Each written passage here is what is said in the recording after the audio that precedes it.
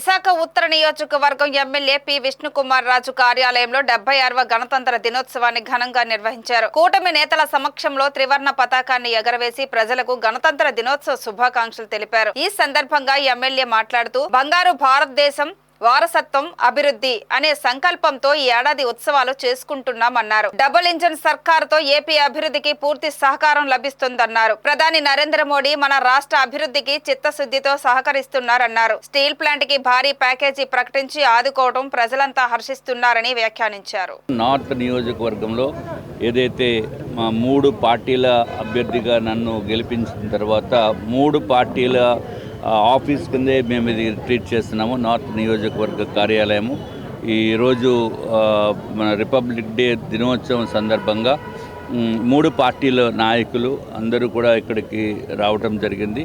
వారందరికీ కూడా గణతంత్ర దినోత్సవ శుభాకాంక్షలు తెలియజేసుకుంటున్నాము.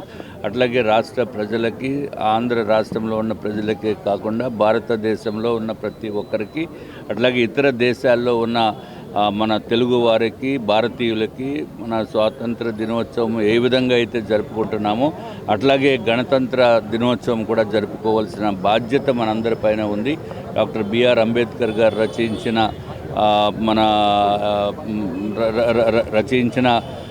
మన డెమోక్రటిక్గా మన దేశము ఉండాలనే ఉద్దేశంతో రచించిన రాజ్యాంగాన్ని మనం తీసుకున్న తర్వాత ఈరోజు 76 సంవత్సరాలు అంటే 75 సంవత్సరాలు కంప్లీట్ చేసుకుని 76వ సంవత్సరంలో మనము మొదలు పెడుతున్నాము.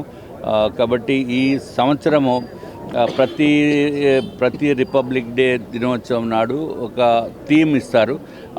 ఈ సంవత్సరము థీమ్ ఏంటంటే ఒక సంకల్పము. థీమ్ అంటే సంకల్పము.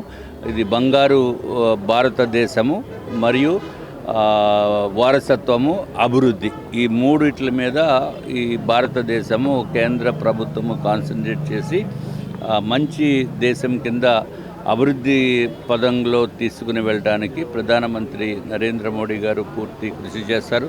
అట్లాగే ఇక్కడ కూటమి ప్రభుత్వము, చంద్రబాబు నాయుడు గారు, పవన్ కళ్యాణ్ గారు, అట్లాగే ప్రధానమంత్రి నరేంద్ర మోడీ గారు సహాయ సహకారాలతోటి ఆంధ్ర రాష్ట్ర అభివృద్ధికి పూర్తిగా తోడ్పడుతుంది కేంద్ర ప్రభుత్వము. మంచి బంగారు భవిష్యత్తు ఆంధ్ర రాష్ట్రానికి ఉంటుంది అని చెప్పి మేము తెలియజేసుకుంటున్నాం.